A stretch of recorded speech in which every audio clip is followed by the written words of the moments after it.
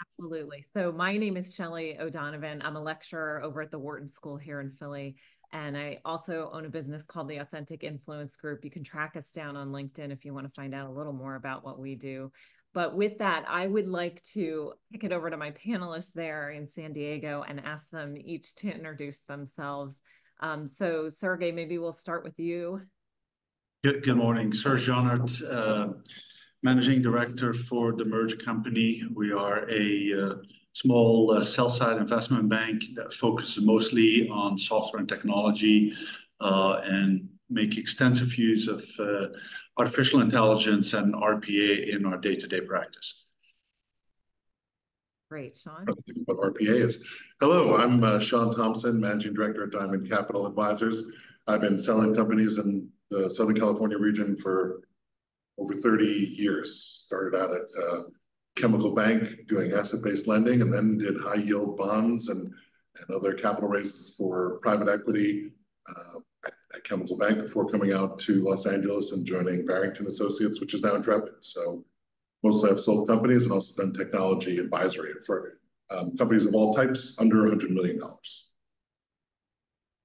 Thank you. Well, today I'm really excited to be here and talk a little bit about mergers and acquisitions and really what that looks like in the family office space. So I wanted to kick it off by asking each of you what your thoughts are on the status of the market right now. What trends are you observing, in particular with those sectors that would that you would see family offices in, or at least have an interest in? So what does that look like right now?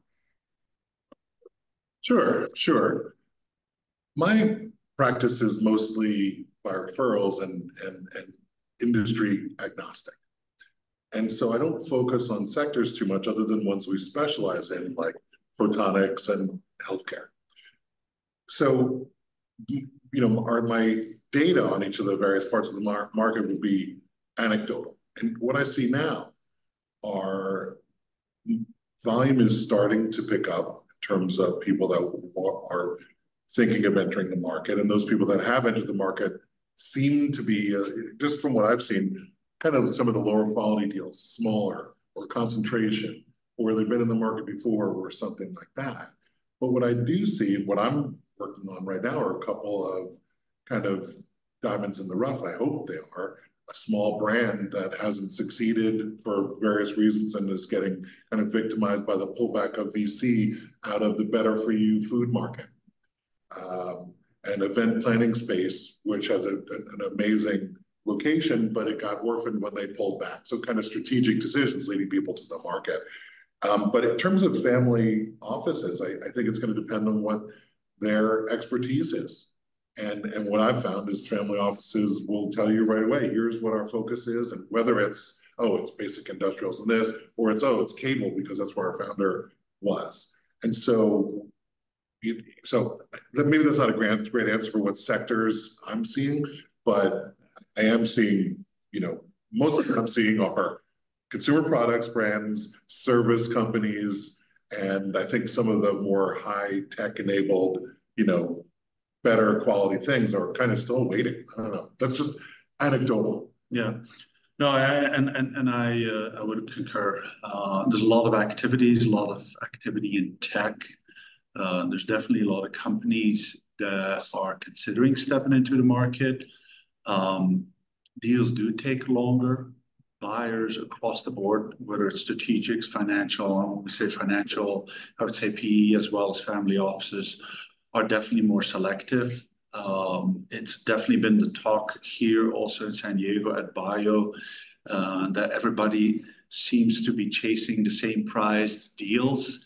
And kind of to piggyback on what you were saying earlier is that in essence, there's a lot of opportunities in some of the companies that have a little bit of hair on, that maybe need a little bit of help in marketing, in distribution, and or other areas, but hold tremendous potential. And I think that's where I'm hoping we'll see a little bit more pickup and a little bit of attention in the months to come. So, excellent, thank you. And so, pivoting off that a little bit, you said it's taking a little longer for these deals to come together.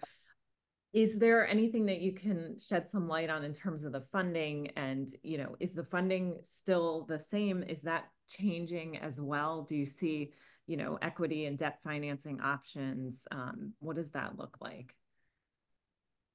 Well, I mean, those options are always there, and I definitely will always explore that with the seller or CEO of the company as one option.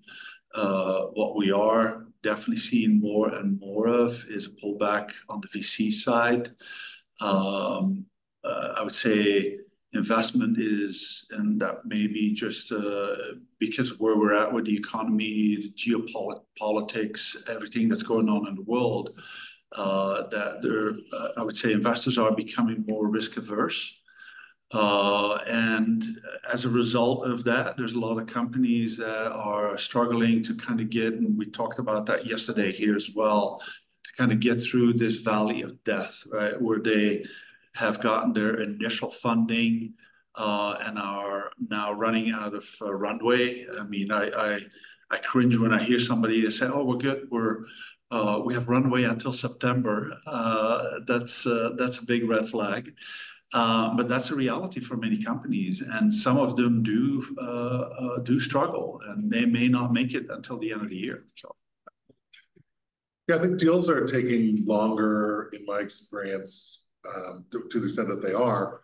I think due diligence is taking longer, and a lot of times it's the getting an audit done has become a long pole in the tent, which I hadn't needed in the past. It used to be you could just go to market with what you had and you'd figure it out and get done. But the sophistication of the diligence process leads to more work streams. You know, IT, insurance, onboarding. You know, the onboarding that has to happen, especially in people-based entities. But I think the financing is there. You know, we've been learning a lot about some places I've been recently about, you know, the private debt markets and the banks. There's tons of capital. And for my set of deals, which are under 100 million, multiples haven't changed that much. This money was always expensive. So for a strategic deal, they can get done. I got a deal done in 5 months. This was a larger one. Well, I can say what it was. It was a red wave getting bought by 908 Technologies. It took us 5 months to get this done. Publicly traded buyer. Financing wasn't an issue, but we had to get an audit done. And then the stock price started going down right towards the closing, which caused a lot of heartache. But that one, you know, 5 months for me, that's rapid. I know some people get deals done sooner, but that's why they're taking longer. Yeah, one thing I would add that's definitely a different dimension, a sign of the times as well over the last 2-3 years is regulatory oversight. I had a deal for a French company that needed to get sovereign approval from the French National Defense. That took a couple of weeks. I had a deal at the beginning of this year that fell apart because of a CFIUS investigation that was likely going to take 6-7 months. So I crossed the board, whether it's medical. I mean, there's definitely a layer of complexity that has been added in the last couple of years. So. Yeah, excellent. So the one thing I heard in there too was just this talk of the multiples. And so what strategies can family office investors employ to navigate variations in those multiples effectively? Well, my experience, and especially working on the buy side with some clients that aren't necessarily going to be the highest payer, is it's knowledge and getting to meet those business owners and having them believe that their future is best with a certain buyer. And I deal all the time with clients that have been approached by buyers, and I tell them, one buyer is no buyer, and you should hire us. And let's get you your money.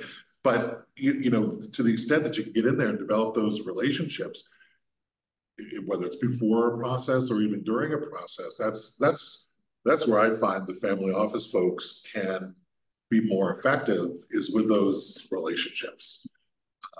And also what I've found is that when I'm thinking of a particular family office for a space, I might call them first.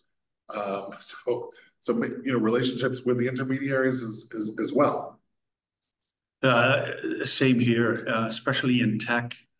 You usually have younger entrants that have great ideas, great tech, but don't necessarily have the domain expertise in a specific industry sector or haven't established credibility.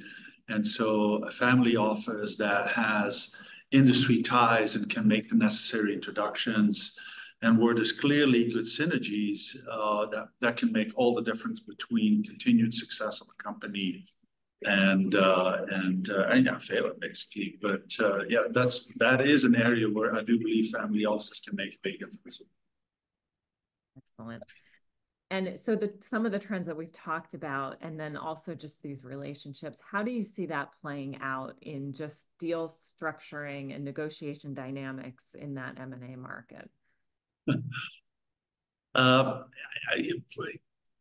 would say be open to competitive tension, right? Because if you have multiple parties at the table, that's just how things are going to play out in the market today.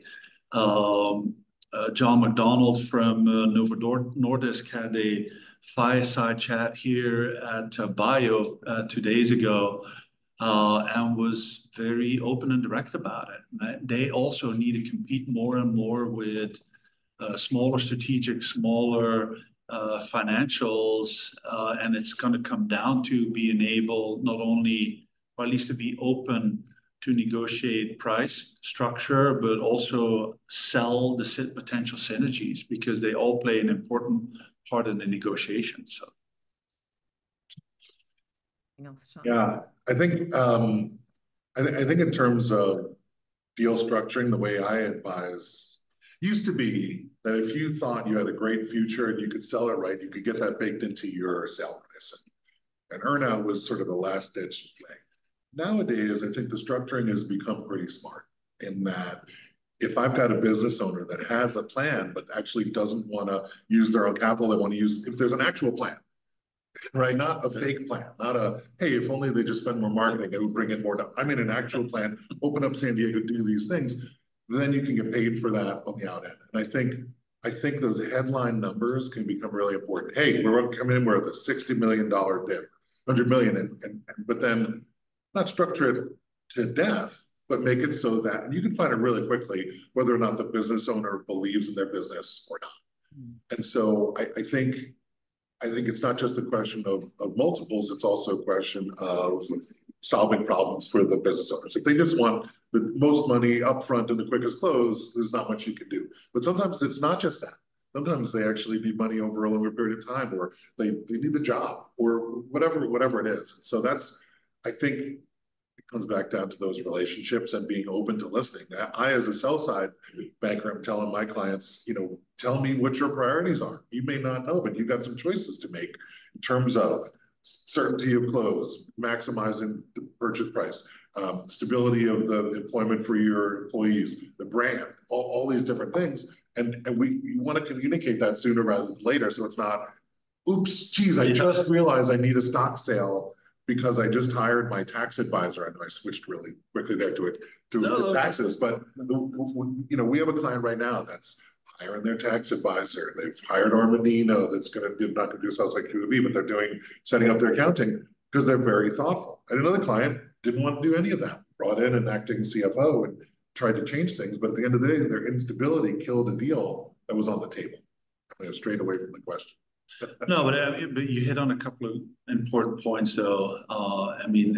That's just part and parcel of what you do as an investment banker, making sure that you fully understand what the client's objectives are, that you can map that out, articulate that, and then also work with the client to at least be open to options, right? Because that will make the negotiations also a whole lot easier. And ultimately, you need to map many things, right? You need to have alignment on objectives, you need to have alignment on culture, geographies play prominently sometimes as well. But life, what people want to do day one post-acquisition is a key factor as well. Some just want to hand over the keys and walk away. Others want to remain involved and maybe have career aspirations within the acquirer. So those are all things that come into play. So. Excellent. So Do you see a growing inventory of businesses that are going to sell within the next, say, 1 to 3 years? And how is that impacting what's happening in the market right now? There has to be. I mean, there has to be. If you look at the chart of M&A by year, last year was the lowest year since 2003 in terms of the volume. And if you look at 2021, a lot of deals got kind of shifted forward in time, fears about capital gains and coming out of the pandemic. And right now, we're just still getting used to the post-pandemic. Some people really benefited, and some people didn't. And so that's all just kind of filtering out. So I don't know what's going to happen in the future. Yeah, I mean, there's always going to be hesitation, and we've seen that through a couple of economic cycles as well, where it becomes more a coulda, shoulda, woulda. 2000 was a perfect example where deals were getting funded and you had the euphoria all the way through April, and then literally everything fell off a cliff.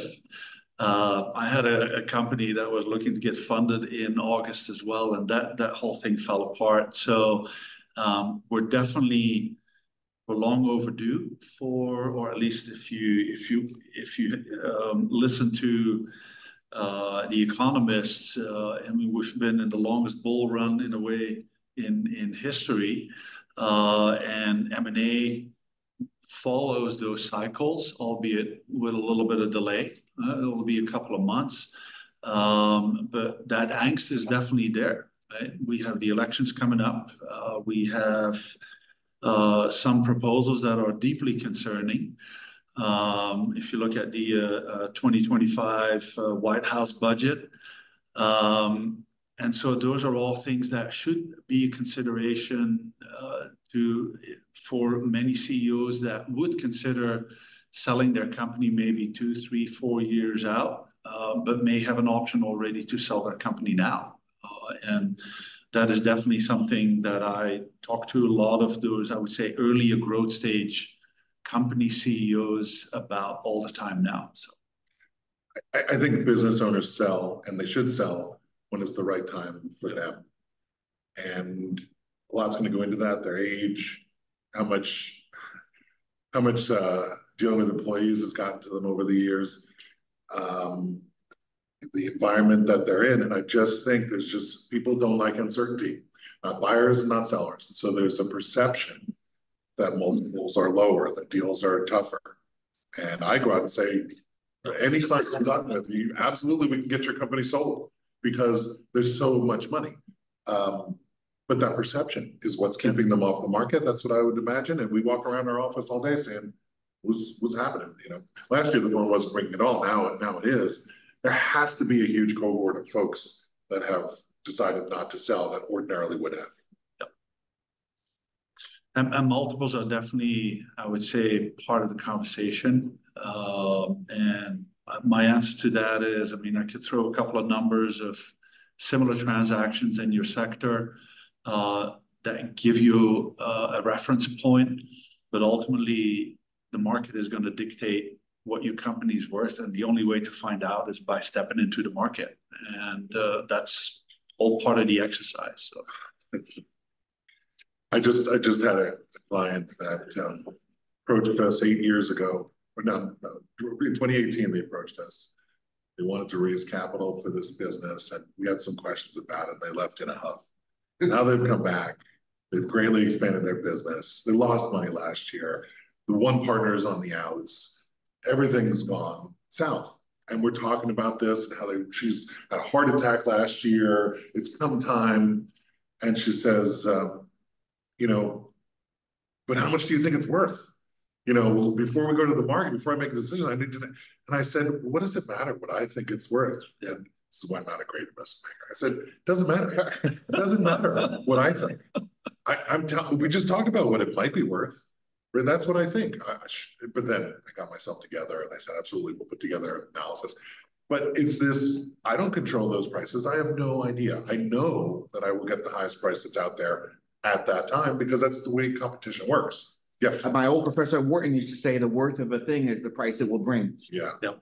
It is, absolutely is. And At the end of the day, whether it's private equity, financial in general, or strategic, they're going to do the same due diligence, right? They're going to do a DCF analysis with a terminal value that's going to be based on a peer group.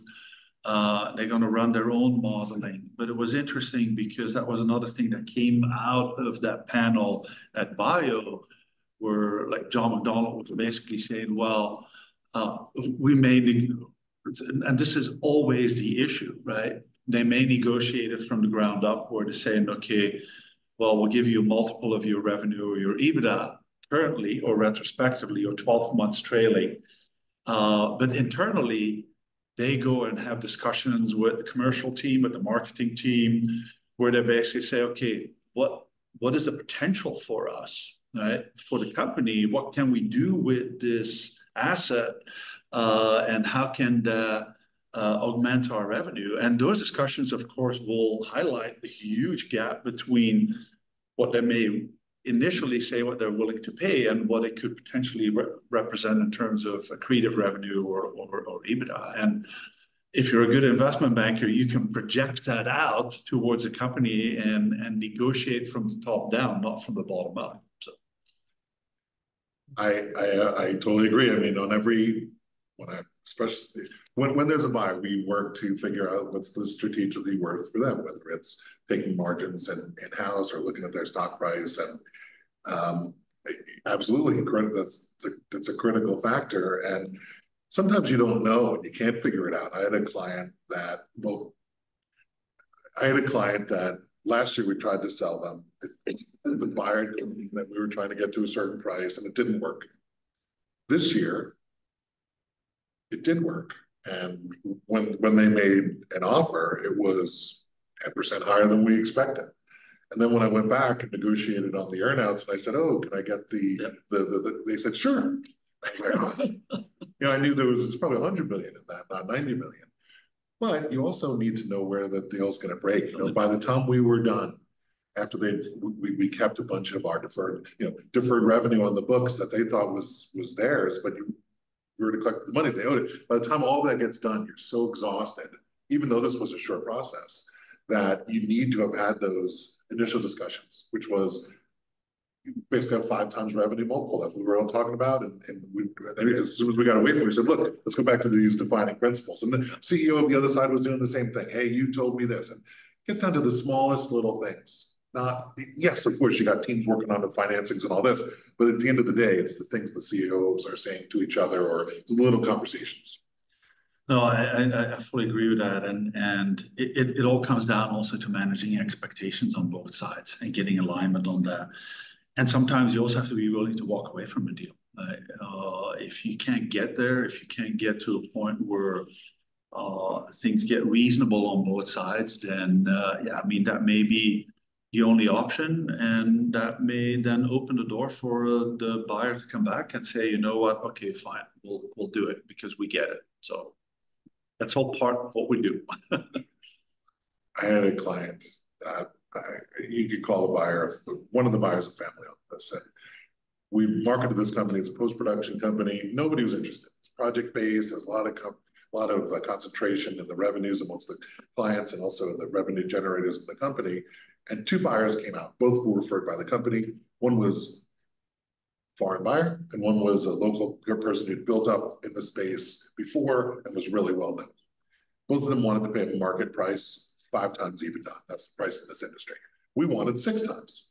Now, in the course of negotiating this, I had the family office guy. There was a point. I said, look, if you bid $24 million tomorrow and you promise this CEO a job, because his biggest fear was he was going to be out of a job because he was the majority owner but not in charge of the revenue. You can win this and sign it tomorrow. And he didn't do that. He didn't do that quite enough. What he did do was come and say, well, geez, can you guys get your audit and all these things? And that was his opportunity. And plus my client turned that down. They went with this other bidder that ended up being fake, not real. They didn't have the money. They tried to retrade on us. Now we got nothing. And the industry strike happened, which made their EBITDA go from 4 to 1. And now the labs are doing their job. So they lost their chance and the buyer lost his chance. Yeah, I mean, loss of opportunity. I always say every company has a window, an optimal window, and especially in tech, that applies more than anything because you can be hot today and gone tomorrow. I mean, you look at over history in technology, when we also talk about a pioneer curve because often companies are going to say, well, it's too early for us. And I say, no, it's not early for you because you have something unique. You have something that has a unique value proposition that we can build a story around that a company will say, yeah, I get it, I want it, and they want to own it exclusively. And that allows you to command a significant premium, even if the company doesn't really have any revenue or any EBITDA. So based on that, can you just speak a little bit to the metrics maybe that family offices would use to measure the success of M&A transactions? You mean post acquisition? Exactly. I'm not sure I know. I mean, once I sell it, I've moved on. No, I think that people have to have a vision of what they're aiming at. Yeah. And I think oftentimes when I'm talking with people, they've got a clear thesis that they're going to take something that's at, a lot of times they have a focus on EBITDA, taking it from, 2 up to 20 or what have you. And so I think those metrics are what's important. So whether it's have a thesis that you're going to buy this and then buy additional ones, or whether you've got certain levers. And so I think you want to measure yourself against what you planned in the start. And sure, you can look at, return on capital, but unless you sell it, how do you know? But what you can measure is revenue, profits, and execution on certain goals, number of units, number of whatever it is. And so that's what I would expect would be good measures. Yeah, and I think it's also a function of the number of acquisitions or investment that they may have done, how many companies they have in the portfolio, if there's any synergies. I find the same thing with private equity, where you have companies that take a very hands-off approach. They just leave the team, everything in place. We'll have some clear expectations in terms of KPIs and targets, but leave the company operating independently. And then you'll have other companies that will absolutely come in and take a very hands-on approach in all functional areas of a company. So it'll vary a little bit from party to party. And can you speak a little bit to the methods that family offices might use to source some potential opportunities and what that might look like, or what you've seen that look like in the past? Well, definitely, I mean, we touched on that earlier. Look for areas where you feel comfortable.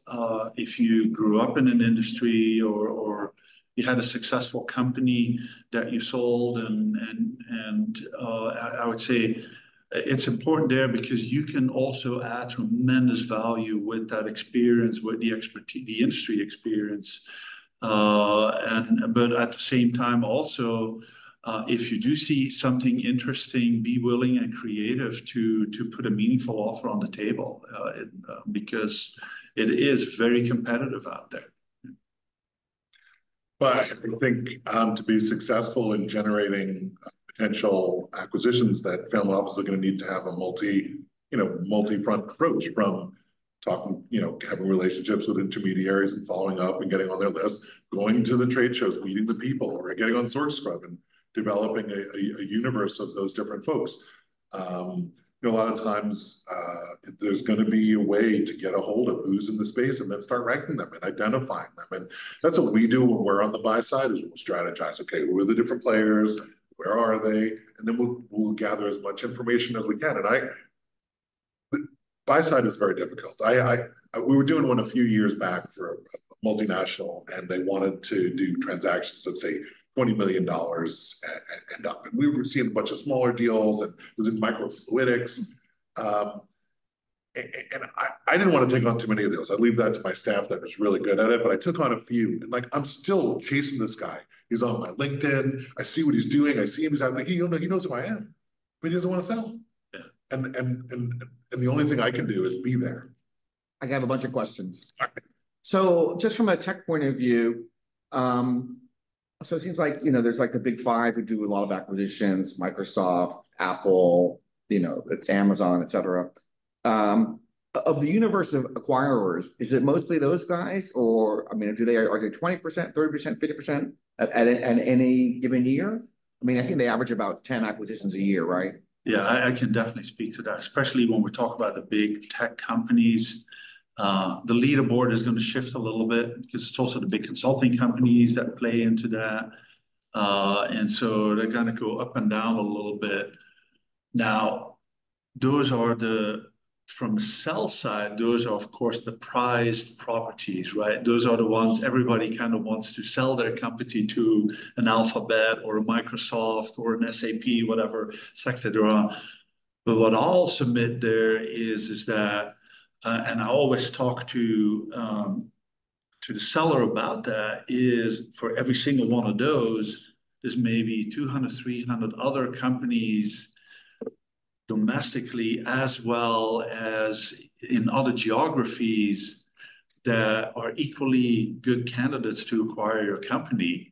But in some cases that they may not even have heard of, right? And so that's definitely, I mean, of course, The big firms are about 5% of the market. Oh, absolutely. Okay. I mean, the reality is also that, especially I would say the top 10, these guys get about 1,000 deal proposals across their desk on a monthly basis. It's almost insane. So so they're making, if they're getting 10,000 deals and they're acquiring 10 each, that's 100. Yeah. So that's about 1%. So you really have to have something really unique, something special that will get their attention. So. Yeah, I'm focused on deals under, let's say under 500 million, certainly under 100, but I do analysis of the M&A activity under 500 million by quarter. And so if there's 1,000 deals in a quarter, those companies are only to see some, they're only going to be doing a small fraction of it. And I think in the tech space, you might see them, but they're always going to be on the buyer list when I'm raising capital. And, we're going to be going to LG, and we're going to, if it's for, say, a company that does chips for TVs or something like that, it's LG and Google and Microsoft, and you're going to call them all, but they can't do all the deals for sure. And I think to me, I would never want to see them. Of the sellers that you guys talk to, what percent are partially owned by an investor versus wholly owned by a family, let's say, or family and friends? I mostly work with family-owned businesses. So it's not people who are partial investor who may want to get out. Right. Sometimes or do you run into family members? Parties, like somebody's getting divorced and they want to. Usually everybody's selling, but sometimes, I mean, my valuation practice is more about that, where it's people getting divorced, but usually everybody is selling. So definitely sometimes there's some ugliness. Partners that started their company coming out of university and realize that they're not the greatest of business partners and have no other option. Basically, divorces definitely are sometimes in play, but also just, I mean, I would say there's a couple. I've had a couple of scenarios where there's a lot of infighting between the CEO and the board, and then basically it's like, hey, I want to divorce my board. I love my wife, but I want to divorce my board. Right. There's a family office out of Pittsburgh that has had this experience of what I call survivorship bias, where they and a bunch of their college classmates started companies, and then they invested in all their classmates' companies, and almost all of them, the classmates didn't succeed, but they ended up owning them. So and ultimately, at some point, they owned about 100 companies in Pennsylvania, and then their son-in-law came in and sold 70 of them, and kept 30 that actually had growth prospects. So I was just wondering, I'm curious, if there's a place where you can find where there's partial non-family owners into these sorts of businesses. What are your data sources for finding these privately owned companies? Well, we get most of our deals from referral. Somebody goes to their M&A advisor and says, hey, but then what we do when we're analyzing companies is we will look at whether they are privately held with no investors or not. And so I'm generally searching for those. Somebody's with no investors. With no investors. But I would think that something with investors would be more likely to be sold. However, a lot of times those entities have their own investment banks that they work with. Okay. They're not going to hire me. Yeah. And that definitely is something, it makes a big difference whether there's VCs involved, whether it's private owners, like seed money, first rounds. Because with VCs, of course, you're going to have some overhang. There's going to be expectations of minimum valuations. What we're also seeing sometimes is a lot of stacks with 2-3 layers of preferred liquidation rights that where you do start getting into discussions with the team, the founders and the VCs, that basically the VC say, hey, if I can get 10 million out of it, I'm good.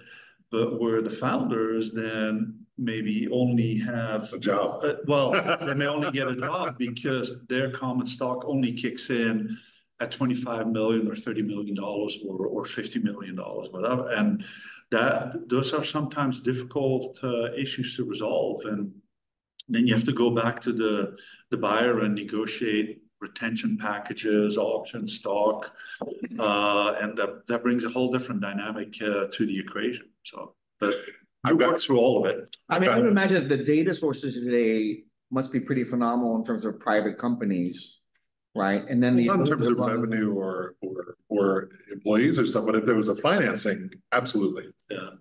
If there was a debt financing, private financing. Yeah, those are, yes.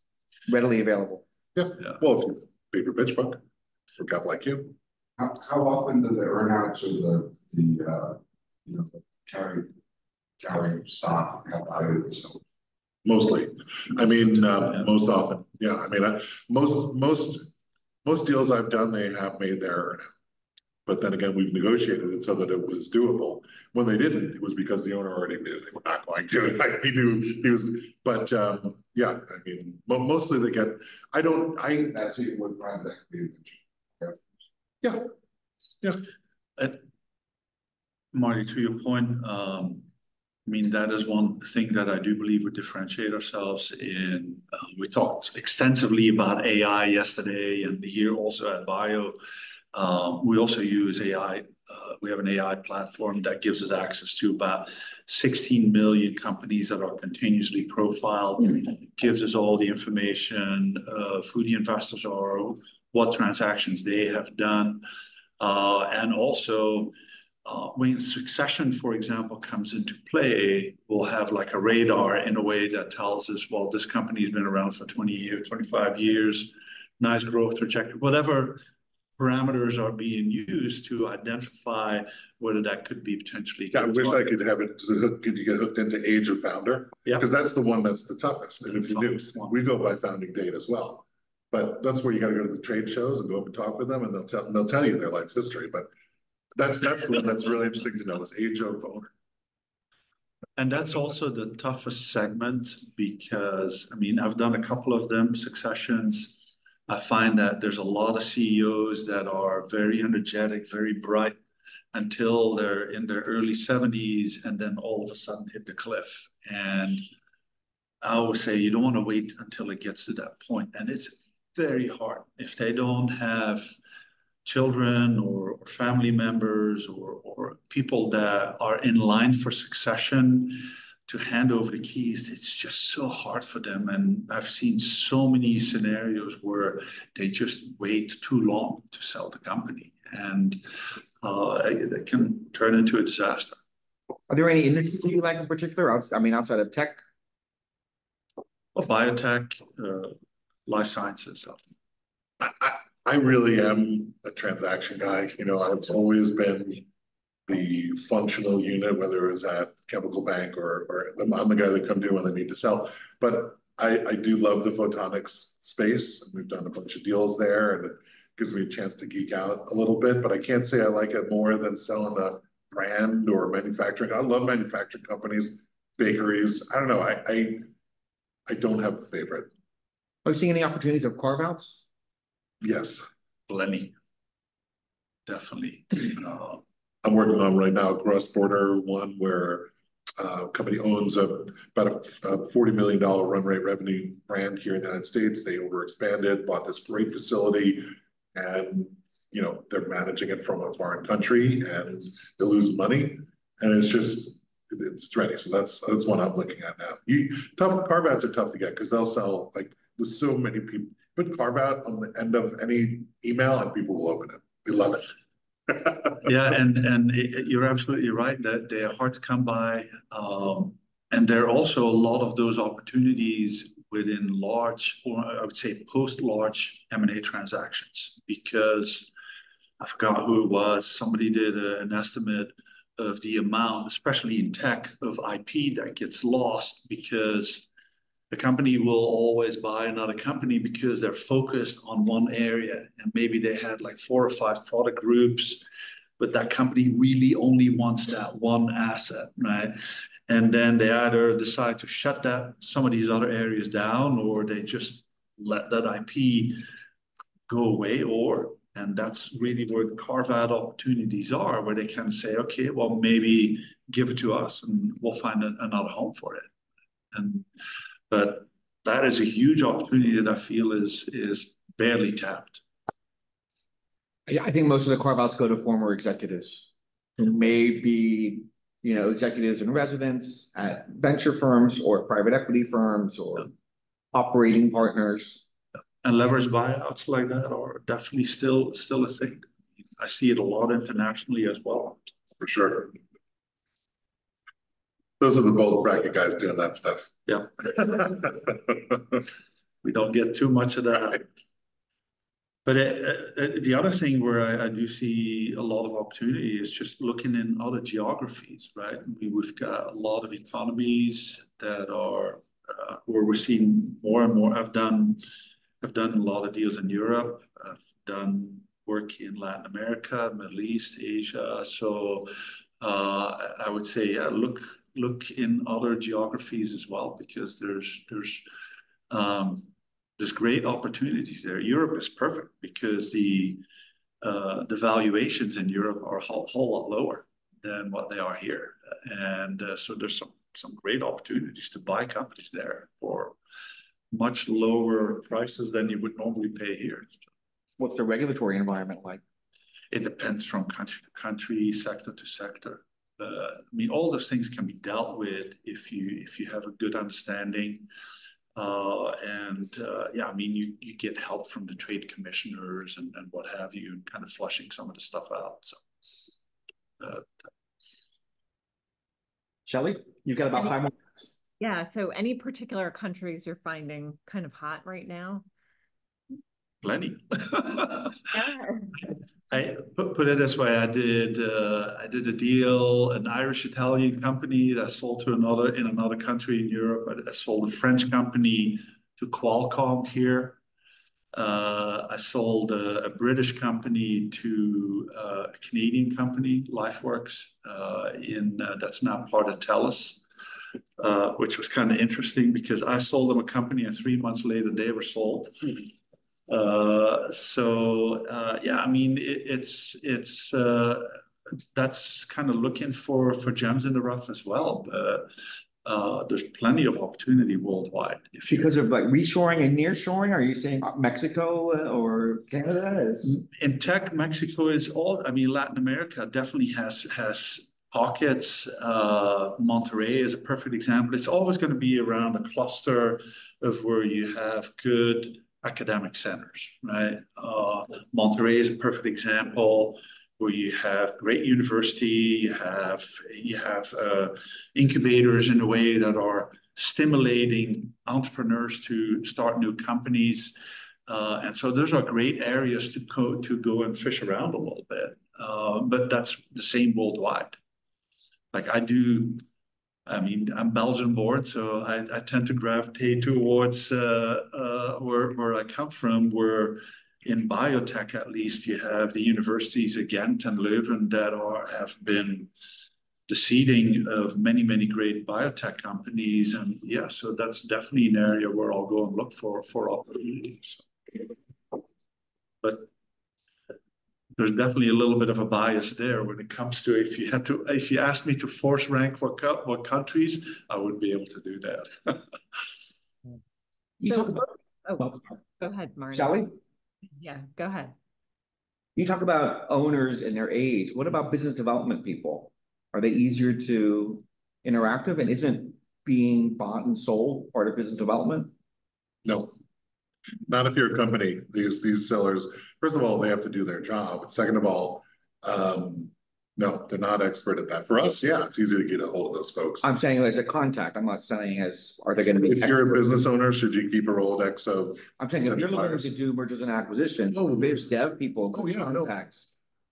Absolutely. Yeah, no, I talk to them all the time, both in my office or like, I know which one, like science fiction, I might talk to them about that. But yeah, mostly it's about opportunities, but I keep in touch with business development folks at private equity. And that's a big part of what I do because they're reaching out all the time. Everybody forwards those invites to me somehow also. Yeah. Most of the Ps will have, especially the bigger ones, will have partners that are specifically focused on certain areas, but the entry point is almost always going to be one of the deal sourcing guys. And yeah, but I think it is important for those business development folks to like I said, maintain relationships with us. I think that's the important thing is because they can just stay on top of what's happening in their space a lot easier.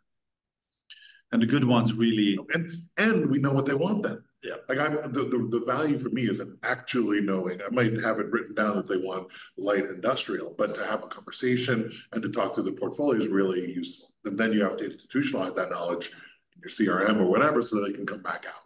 But I think it becomes very much about relationships. I'm still talking with some of the family office folks I've met at private equity meet and greets 10 years ago because we went to dinner, saw some deals, and then you just stay in touch. So that person's going to get that deal from me.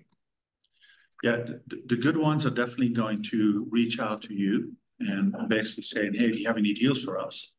But I make a point of at least once a year to kind of check in, maybe twice a year, kind of say, hey, any other focus areas? Because they will definitely shift. Sometimes they'll be on fintech or they'll have a more opportunistic acquisition that is a platform now, and then they're looking for bolt-ins or tuck-ins on that they want to add to a couple of companies. And those are also great opportunities to command a premium because then they are already invested in a particular market segment, so they want more, right? And they're definitely good entry points. So yeah, I was talking. Oh, and like I have a friend who's an attorney, and he has a friend who's wants to do a roll-up. And so I was at lunch with my friend. He says, "Hey, do you know any companies in this sector?" I was like, I got this ex-client. And so I think those relationships, again, he was using his attorney. His attorney was reaching out to everybody he could. I think attorneys, accountants, that network. Yeah. We have time for one more question, Shelly. Yeah, so just looking ahead, we've talked a lot about opportunities and challenges in the M&A space for family offices and others. And what final thoughts do you have? Anything coming down the pike that we need to keep an eye out for, or anything that we haven't touched on? I'm not sure if I have a sense of what's coming down the pike. I do know that strategic deals can get done. And so the general blocking and tackling to be there, deals have to come back. And that's the part that's just an unknown of business development, especially of investment banking, because we don't know. But I would expect that deals are going to be coming. Maybe not till 2025. Maybe take that time to go to Europe for the summer. Yeah, I originally, when we were talking about this the end of last year, I was like, oh, maybe 2024 is going to be good, but probably not. And now I really just think with the election and everything else, you're not going to have that stability until next year. This just gets back to those business owners. But the word is starting to get out. People are starting to think about it. And it used to be, we'd say, oh, we should get some clients that aren't quite ready and we can help them. And for many, many years, that did not happen. And now it's happening even more. Even though there's people that are designed that their whole job is preparing companies for sale, we're getting a lot more of this. What can I do to maximize the value of my company in 2 years? Probably we're going to tell them, even if you do grow at 20% the next 2 years, you sell it now, you're going to get the same amount of money. time value of money included. So I just think continued blocking and tackling, but the volume has to come back. Yeah, and put it as it was, just definitely a lot of clouds on the horizon, a lot of uncertainty. We talked a little bit about that yesterday as well. It's a toss-up. The elections definitely feature prominently. I would say not only here, but also in Europe as well, because they have their elections this weekend. And but there's always opportunity somewhere in the world. I spend more and more time also in the Middle East. So you just go where the business opportunities are. But I would say I am definitely concerned about some of the policies that are being proposed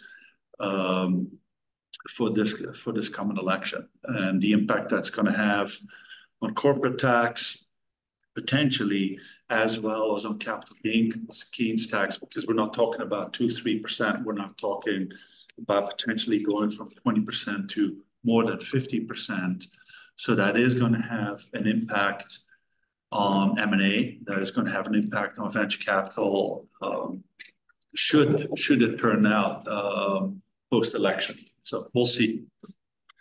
I think those corporate tax rates mostly affect the public markets, the money that's flowing into our 401ks and such.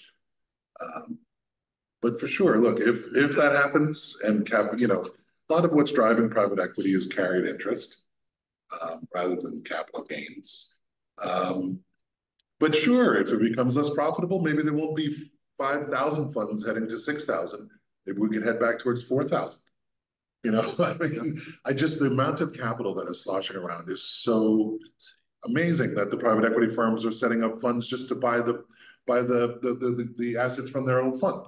And the LPs are letting this happen because they're trying to reduce their investment in the space anyway. And so I think that's on the margins of M&A by private equity and corporate types. Well, we'll see what the future shows. Yeah, I'm not sure it's not going to happen in the first place. It's as profound as people think, because I think that the dry capital is actually capital on call. Yeah. Which means that people may not want to give you the money when you call it. So yeah. Well, I can definitely say from experience, because in a way Europe has already gone through that cycle. I had one scenario where I'm selling a French company, one US partner, one French partner. The US partner basically ended on his part of the transaction paying 17% in capital gains. The French partner ended up paying 78%. And so at the end of the day, there wasn't a whole lot left in the transaction. And I think that's definitely for founders that is going to become more and more consideration, because yeah, I mean, you want to be able to pull out or take a significant amount of money off the table. And yeah, I think that's definitely something that I think will potentially play prominently on that side of the equation for M&A. Well, fantastic, guys. Thanks so much, Shelly. Great job. Thank We'll you. see you in New York, actually. So thanks so much. Thank you. Bye.